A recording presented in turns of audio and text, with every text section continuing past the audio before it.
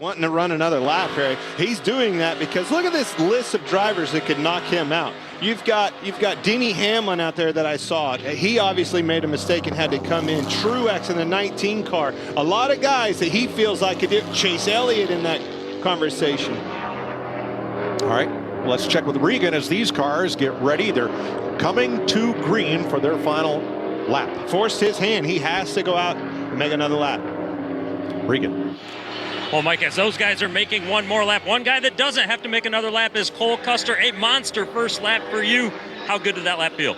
It felt pretty solid. I mean, I thought we put it together pretty well. You can just get on the brakes so hard in these things. I mean, you can drive him into the corner so deep compared to the Xfinity cars. But it felt pretty solid. We got one cure on the car. We got all the donations on the deck lid, so hopefully give him a good ride. I mean, look at the dog on the quarter panel. You can't not love that. So hopefully make it to the second round and have a good lap.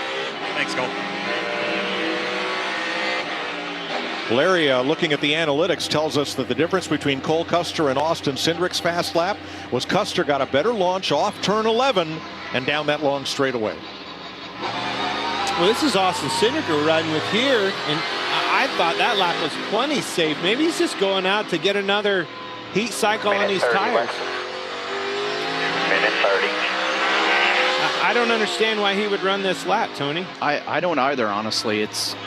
I can't imagine that the tires get better with time. I mean, historically, they've always got worse. So your first flying lap was your best lap. It just depends on the tire. I mean, there's times, you know, at a Michigan or something like that where the more laps is just the better they got with cycles and things like that. But I don't know this tire.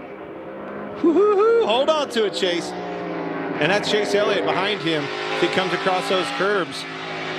Briscoe's got to pick up a couple of tenths to lock in or to bump out Kurt Busch. Actually heard his car bottom out as he went across those curbs. You can see them using the curbs and straightening this car up, straightening the track up.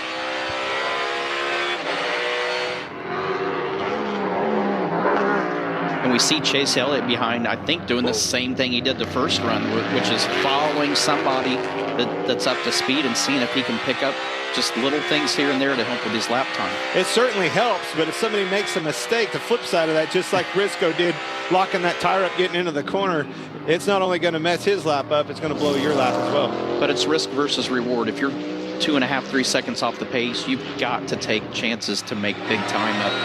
The risk is well worth it, I feel. I like it too. I've done the very same thing myself. Is that why you always followed me in practice? Well, I drove off the racetrack. We're both in the tires. All right, time has expired, but everyone is allowed to finish the lap that they have started. Running hard to the timing line. Still by about 5 on the back. You see him hugging that bottom again. Denny Hamlin bumps in. Kurt Busch is out. It's exactly what I was talking about. That forced Kurt Busch's hand, and Chase Elliott, the same thing. No, I'm sorry. And Kurt does not go faster on this lap. And he's bumped out of the Fast Five. I think the most impressive thing is both Cole Custer and Chase Elliott, how much time he made up. I mean, that is a big, big pickup. Kyle Busch finishing up.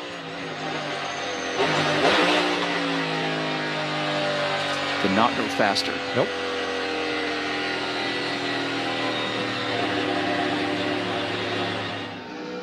Hamlin. I saw his lap was way off the pace. He must have made a mistake early on and gave the lap away. Came in, cooled his tires off, and went out and made the most of it. Got himself in the show. Yeah, smart move. Instead of completing that lap that was not going to be optimal, came in, cooled down, and now he's in the Fast Five. So Denny Hamlin is the story of these final couple of minutes of Group A qualifying.